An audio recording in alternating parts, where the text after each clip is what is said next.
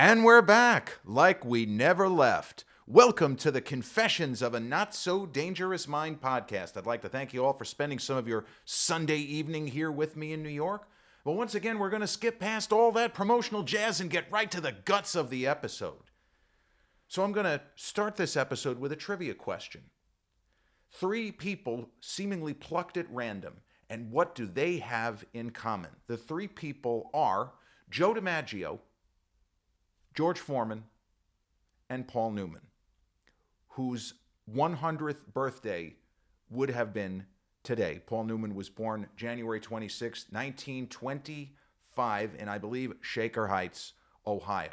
So what do they have in common? Well, Joe DiMaggio, for decades, the greatest living ball player, the greatest living baseball player who ever lived. When Joe DiMaggio retired, now he made a lot of money when he played, but he didn't make crazy money. The crazy money didn't start until well into the 1980s. By crazy money, I mean where you sign one contract and generations of people with your last name don't ever have to work if they don't want to. That didn't really exist. DiMaggio made a lot of money as a baseball player, but he made more after baseball. What did he do? He made commercials and print advertisements for Mr. Coffee. That is what Joe DiMaggio did, Mr. Coffee. George Foreman was a world champion boxer, 2-time heavyweight champion boxer, Olympic champion. Then he got into business selling indoor grilling machines. Paul Newman, Oscar-winning actor, activist, humanitarian, the most charitable man to ever work in the movie business. While he was still working in the movie business, he formed Newman's Own, a product line of food. At a certain point in Joe DiMaggio's life, younger people only knew him as Mr. Coffee. They didn't know him as a baseball player, the greatest living baseball player. He was simply, that's the guy in the commercials. That's Mr. Coffee. Not, he's just a man and not a freak. Joltin' Joe DiMaggio. He authored baseball's famous streak. Yeah. No, thank you. They knew him as Mr. Coffee. George Foreman, Olympic boxing champion, 1968, Mexico City. 2-time world heavyweight champion, sitcom star, appeared in an Oscar-winning documentary. A whole generation of people only know him as the funny guy in the grilling machine infomercials. He was a boxer? Yeah, he was a boxer. He was a boxer who then did grilling machines. He's not just a grilling machines guy. Well, there are now a generation of people under 30 who, when you say Paul Newman, their eyes might sparkle a little bit. Who is that? You show them a picture and they say, wait a minute, that's the guy with the line of food. Yes, but that's not who Paul Newman is. Joe DiMaggio was a baseball player. George Foreman was a fearsome boxer. One of the greatest boxers who ever lived. Paul Newman was not just a product line. He wasn't a guy who put out good salad dressing. Yeah, he was. But he was so much more. He was a great actor, but he was an even better human being. And it's difficult to do justice to a life such as the life lived by Paul Newman in one podcast episode. But I'm going to do my best in 30 to 35 minutes or less. Because Paul Newman is by far the most charitable person to ever work in the movie business. There's not even an argument here. The Newman's Own product line has given more than $600 million to worthwhile charitable causes. And Paul Newman was the kind of guy that would actually do the research to make sure that the money was not going into someone's pocket. I know it's kind of funny, but he was very, very careful. And before he passed, $21 million out of his own pocket. He pretty much drained all of his bank accounts. He gave, his children and his family. But when that was taken care of, when that was done, he gave an additional $21 million to charity. That's the kind of guy that Paul Newman was. And if you want to look at just from the movie star perspective, the actor perspective, Paul Newman was always a bridesmaid, never a bride. There are parallels to his film career and the film career of Al Pacino. Pacino, about 15 years younger, born in 1940, than Paul Newman. But Al Pacino was in his 50s, had been nominated for Oscar a bunch of times. He didn't win for Serpico. He could have won for either of the Godfather films. Pacino just had knocked out so many great performances. Didn't win. Now, he wasn't going to win for Scarface, but he had never won. And then here comes Scent of a Woman, which is, sorry, it's not even close to being his best performance. It's, 2.5 hours of him screaming and yelling a lot, if we're being honest. I prefer the screaming and yelling in Heat. I love his performance, the theatricality of his performance in Heat. Oh, she's got a great ass! Absolute gold. But sometimes you start to receive Lifetime Achievement Awards. And Al Pacino, even in his early 50s, he was starting to, we're going to have to do something. Because Paul Newman, who was nominated for Oscar for Best Actor 5 times, he was up for HUD, he was up for Cool Hand Luke, and he was up for The Verdict in 1982. I'm not sure of the 5 up to that point. But he won an honorary Oscar. He won a Lifetime Achievement Award in 1985. The AMPAS was concerned we may not be able to give him the normal Oscar, so let's just give him a Lifetime Achievement Award. I mean, Newman is he really old enough to get a Lifetime Achievement Award if he's still in his 50s or if he's now 60? I don't know about that. But Newman then went ahead and won a Best Actor Oscar for his turn in The Color of Money. As Al Pacino, in his early 50s, he gave a better performance the following year in Carlito's Way. He did a little bit of screaming and yelling in that film, but it felt like it made more sense for the character. You think you're big time? Al Pacino screaming, you think you're big time. Top 5 best moments of his career. You're gonna fucking die big time. Here come the pain. Paul Newman was not that kind of an actor. He was not a yeller. He was very focused, very interior. He had elements of other performers. If you try to describe Paul Newman's performance style, he could do a lot of different things. He was very versatile. He was very resourceful. He could do the Steve McQueen slow burn, the strong silent type like McQueen, like Clint Eastwood. He could be broader. He could be funny. He was impossible to put into a box. There was nothing to indicate in his very much younger days that he was going to be such an incredible humanitarian. But Newman always said, he talked about the joy in helping the less fortunate and how it fulfilled him, how much of a feeling of achievement. It gave him a greater feeling of achievement than winning any award, any kind of an Oscar. And he spanned the generations. When you look at the people he worked with, we could talk about the Kevin Bacon game, but forget the Kevin Bacon game with Paul Newman. But going back to early in Paul Newman's career, working with the George C. Scotts of the world and Piper Laurie in films like The Hustler, the director Robert Ross, and there are many that still think that that's the best film he was ever in, and working with Elizabeth Taylor in Cat on a Hot Tin Roof, Jackie Gleason in The Hustler. And then you fast forward, and he was best friends, he and Tom Cruise, there were stretches where the guys were like this, and working with Tom Hanks. And he was a leading man for most of his career. He started playing leading man roles in films like Somebody Up There Likes Me. I guess it was that late 50s. That's the story of, speaking of boxing, George Foreman, Rocky Graziano. Kind of a second-tier all-time great fighter. If the first tier is George Foreman, Ali, Sugar Ray Robinson, you want to throw Tyson, but people of that level as far as talent. Rocky Graziano was a notch below. Champ had incredible wars with Tony Zale. I mean, he was an action fighter, but Somebody Up There Likes Me showed that Newman could carry a film, put the film on his back, and he had a different look and a different screen presence. And when you think of major figures in Hollywood, it's often you have certain people at a similar level, an echelon in the business, whose birthdays are very close.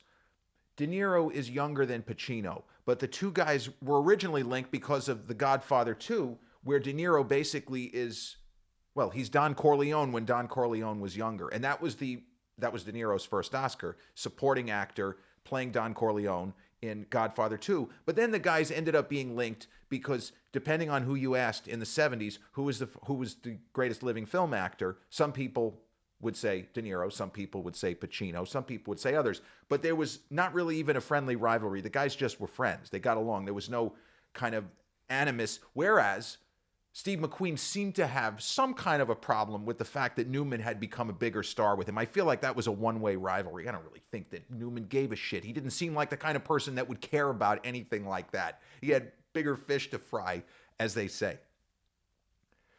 But when you take it, when you look at a career in full, and you look at Newman's performance style in various films.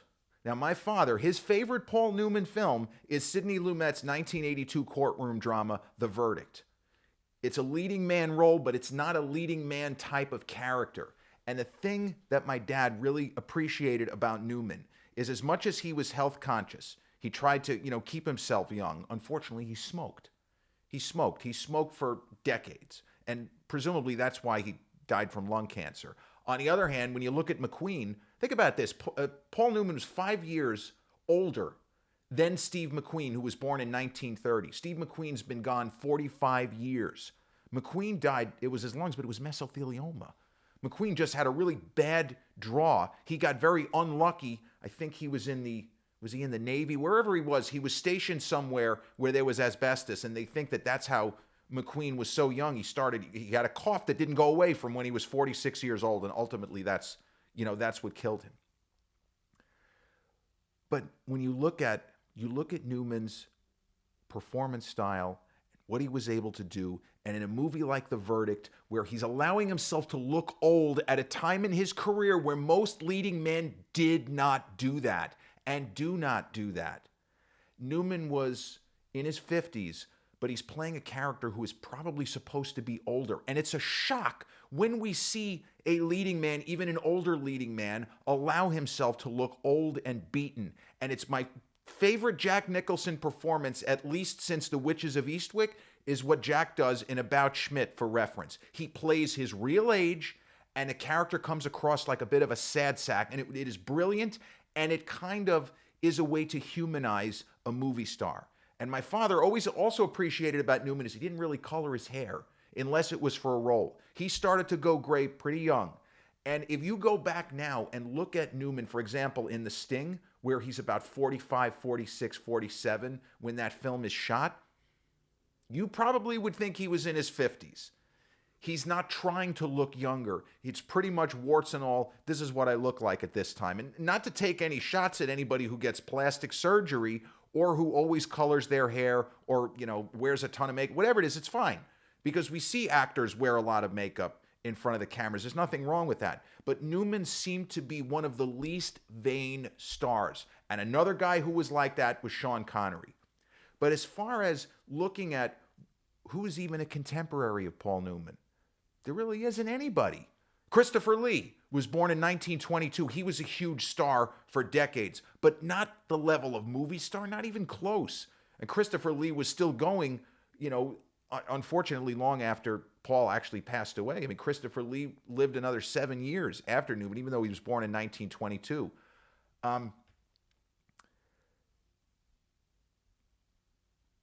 Where I was going with that was if you have De Niro and Pacino in roughly the same ballpark, De Niro's like 3 years younger than Al. Then you have the big four.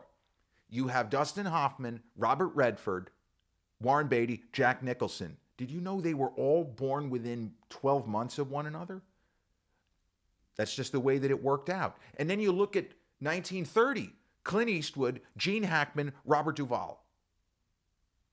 Okay, you put them together, but there is nobody with Newman. Because if McQueen had been around, he would be with Clint, he would be with Duvall, he would be with Hackman, be the same age. Newman was an outlier in a business filled with outliers. He's a unicorn.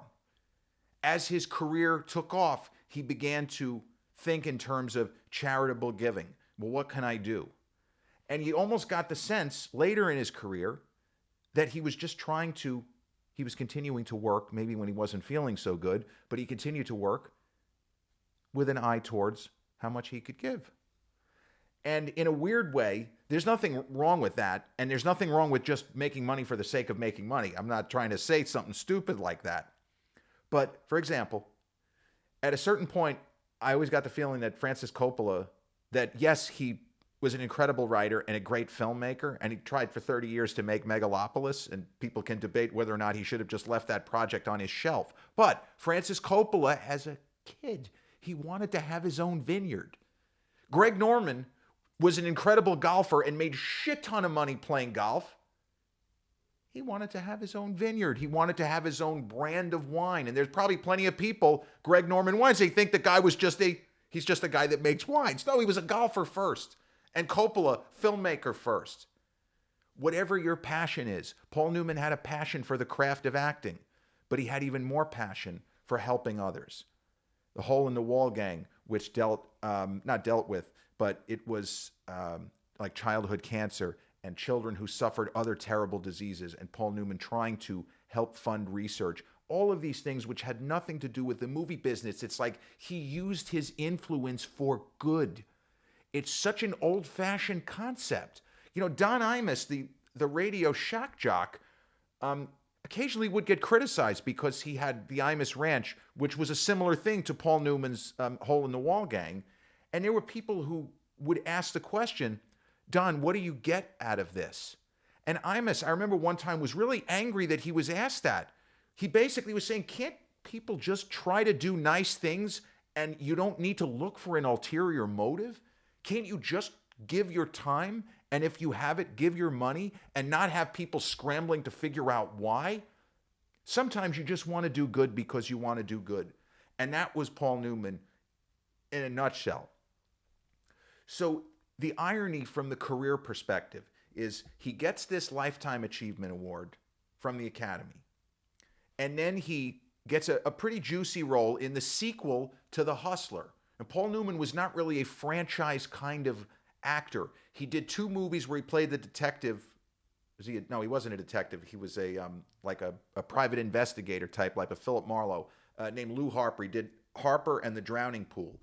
And then he does the 2 movies where he plays the same character of Ed Felson.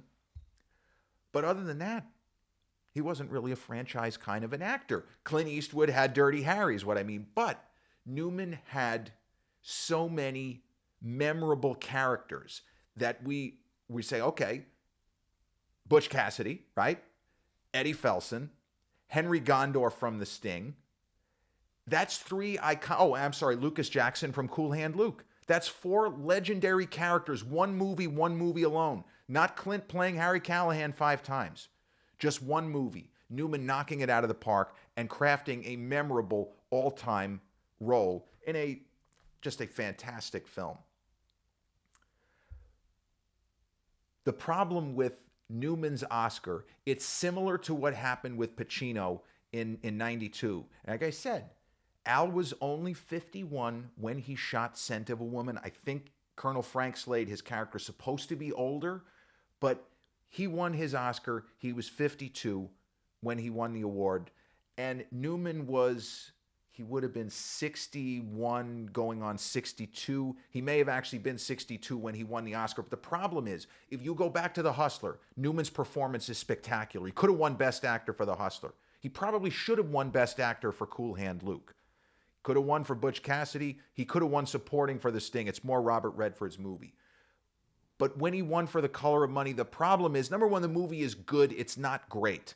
In the Martin Scorsese filmography, 3.5 stars out of 4 is weak. That's how great Scorsese is. By Scorsese standards, it's one of his weaker films.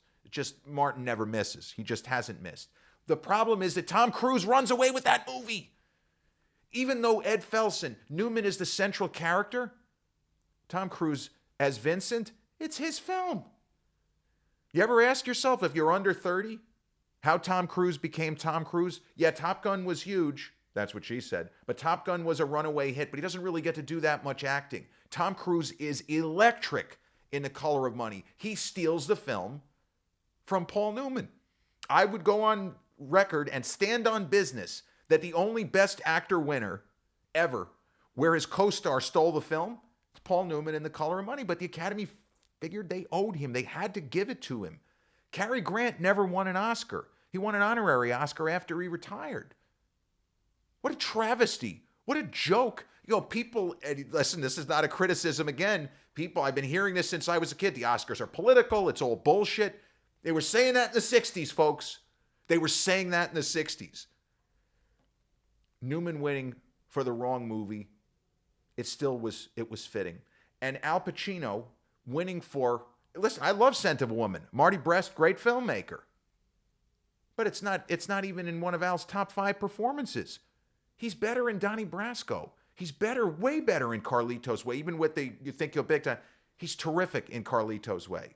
He's great in Frankie and Johnny, which was the movie that he did before Scent of a Woman. It's a wonderful performance.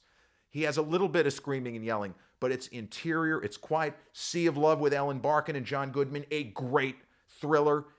Love his performance there.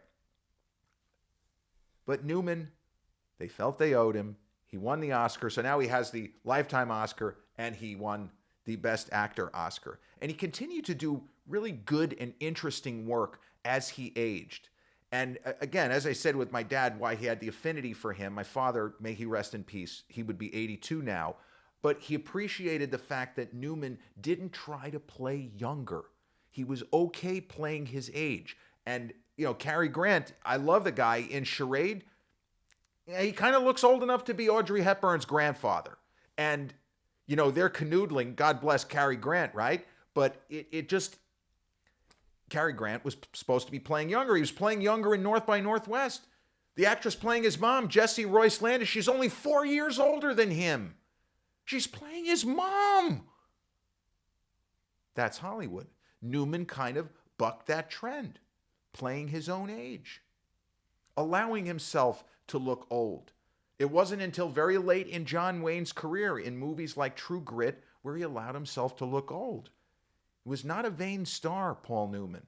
And you look at the kind of progression and evolution, the different types of performances he gave, challenging movies, even minor efforts like Fort Apache, The Bronx, where he was going down a different path, going in a different direction.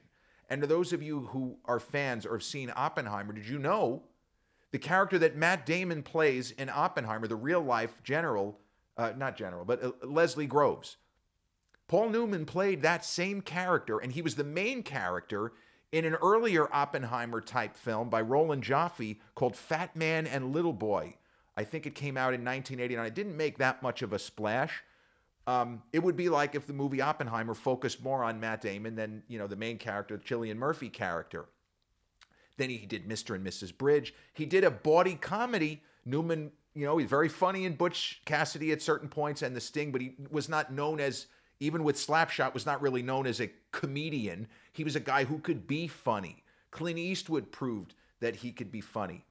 But he did the movie Blaze with Lolita Davidovich in the late 80s, and that got a lot of acclaim. There was talk maybe he should win another Best Actor Oscar because he just gives such a broad comic performance as a real historical figure, the Louisiana governor Earl Long, who had an affair with the kind of infamous, legendary stripper Blaze Starr, played really well by Lolita Davidovich. It made her career.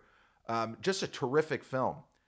And he even worked with the Coen brothers in the movie that Tim Robbins made right before shooting Shawshank, Hudsucker Proxy. Not a great movie. But one thing with Paul Newman, he was a fitness nut. He really was. Despite the fact that he smoked for decades. If we just, pretend that that wasn't the case, Newman was a fitness junkie. He worked out every day. He ate healthy. He was just one of those people who he took care of himself, except for the smoking. But by 1994, he had quit smoking, and presumably his lungs were, he was more likely to develop lung cancer. But there is a moment in that movie, 70-year-old Paul Newman, or at the time he was pushing 70. He's working out, or he's finished his workout. He's in the sauna. The guy's got washboard abs, folks. And he didn't look like Sylvester Stallone, because Stallone right now still has abs. It's not the same thing. Paul Newman, within the realm of normal people of normal build who are not taking any kind, and this is not a judgment, the guy looked ridiculous. He looked incredible for someone pushing 70. For somebody who lifted weights but was not a bodybuilder, he was just a health nut. And to see Paul Newman, you could go back and you check out the Hudsucker Prox. You could say, man, old man's got some good abs going there. Way to go, Paul. Now, recently on the channel, I talked about Paul Newman's last leading role and the movie Twilight, not Robert Pattinson, obviously. A really solid mystery that I always recommend to people if you're interested in those kinds of mystery, suspense, little thriller elements. But it's with Gene Hackman and James Garner and Susan Sarandon, Liev Schreiber, and a young and terrific in this film, Reese Witherspoon. That's a really solid film. And for a final bow as a leading man, it was a worthy send-off because it's not so easy to do this. As Gene Hackman's last kind of lead role was Welcome to Mooseport. The movie is not good. And sadly, Clint Eastwood's last lead role is going to be The Mule. And I'm sorry, not The Mule, Cry Macho. It's not good. It's just barely serviceable. So Newman, at least, I guess he was, 78 at the time? Not 78, I'm sorry. He was 72. And that was his last leading role in Twilight, and it was a good send-off. Then he did Message in a Bottle with Kevin Costner. He plays the father. He has a lot of kind of colorful lines in that film. He gets some laughs there. And his last really, really good role, he was Oscar nominated for Road to Perdition, a film that I think is massively underrated. Even though it got great reviews and there was some Oscar buzz, and I got a couple of nominations, but I feel like it should have done even better with critics, and it should have done even better as far as where does it rank in terms of best gangster films. I think Road to Perdition is one notch below Bugsy, one notch below Godfather 1 and 2, Goodfellas, Donnie Brasco, which I put up there. I think Donnie Brasco is just absolutely incredible. And Paul's performance in Road to Perdition, obviously, historically, I was hoping that he was going to win the Oscar. He didn't end up winning, but it's a really good performance. Like, there's a certain point in time where actors of stature can simply show up and it's good enough. And Newman did not simply show up in Road to Perdition. He gave a fully rounded, it feels like a three-dimensional performance. He's more or less, the Tom Hanks character is more or less his godfather, but this is one of those movies where it's not true to life the way Goodfellas or Bugsy or Donnie Brasco was. There are fictional characters, probably loosely based on real people. But in the world of Road to Perdition, we meet Frank Nitti. There was Anthony LaPaglia as Al Capone. They ended up cutting that. I guess they didn't want to go down that road. They didn't want to turn it into Untouchables light. But that film was great. And Newman's performance is heartbreaking. And it's hard to imagine feeling sympathy for somebody who's basically a mob boss, as much as he's grandfatherly and he has some fun with Tom Hanks' kids. He's like the kindly uncle. Let's shoot craps, and he's giving them money. Guy is horrendous. He's a complete scumbag. But Newman captures all the aspects of the character, that there is good and bad in him, and judge me lest ye be judged kind of thing. Just terrific. And the last thing that he did supply the voice work.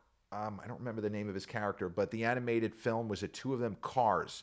Not surprisingly, because he was a race car driver and a race car enthusiast. This was something that he shared with Tom Cruise.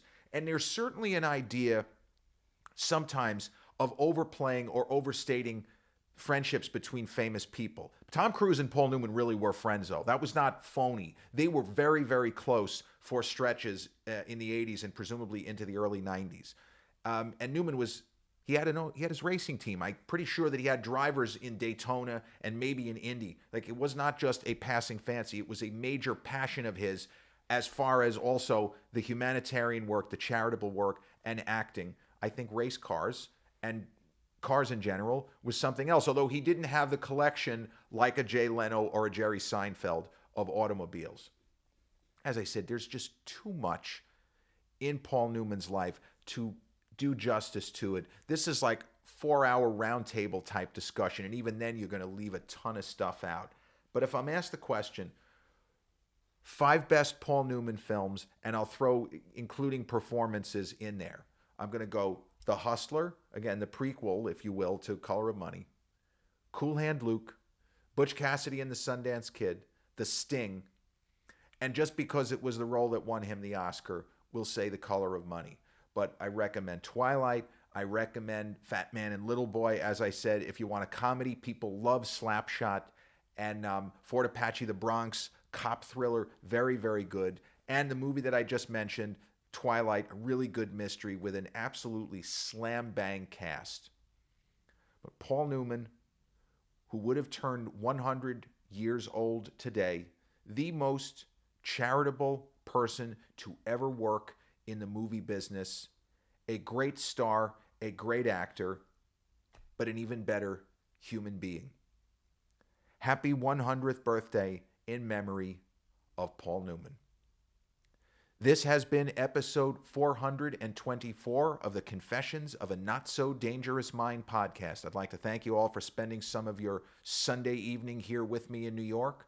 And if you check out this episode on the YouTube channel, haven't done so already, please click like, subscribe, comment, share, turn on those notifications. Or if you catch this episode on the audio platforms such as Podbean, Spotify, iTunes, or the others in which we're hosted, same general rule applies. Click like, subscribe, share, and turn on those notifications. I'll be back with a new episode real soon. Till then,